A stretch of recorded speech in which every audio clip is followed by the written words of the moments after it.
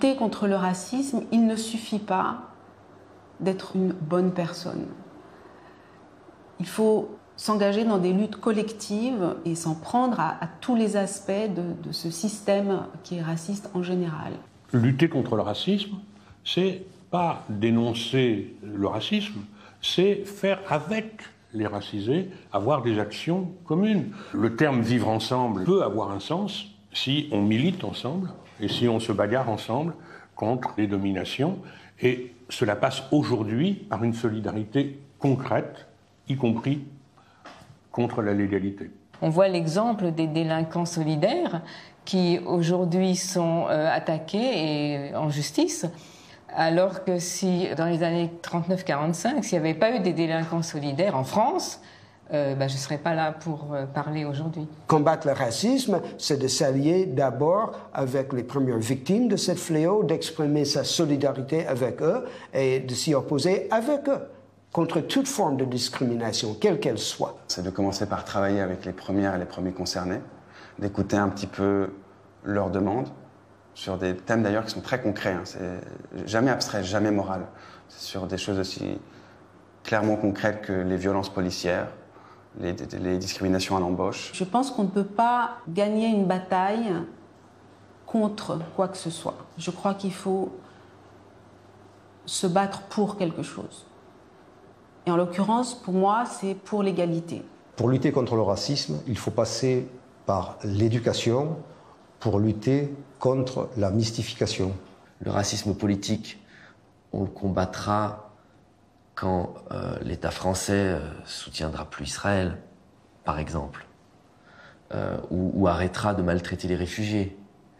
Mais ils ont l'air drôlement déterminés à ça. Il faut s'allier prioritairement à ceux qui sont racisés et qui, depuis quelques années, développent des stratégies, des tactiques, des théories de la lutte antiraciste, de la lutte décoloniale. C'est là-dessus qu'on peut jouer, et c'est pas en essayant de porter la bonne parole pour dire c'est pas bien d'être raciste, ça sert à rien. Cette action antiraciste politique, c'est avec les racisés, comme on dit, les victimes principales du racisme, qu'il faut construire un nouveau mouvement antiraciste.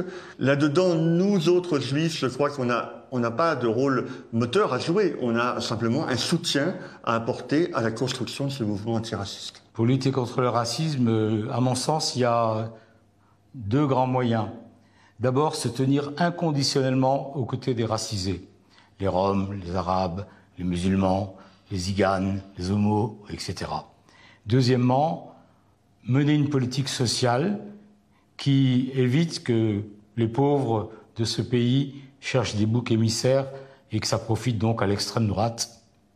Voilà. C'est simple en fait. Mais aucun gouvernement ne l'a fait, ni de droite, ni de gauche. Ce qu'on peut faire contre le racisme, en tout cas de mon point de vue et quand on est juif, c'est déjà se mettre à la bonne place.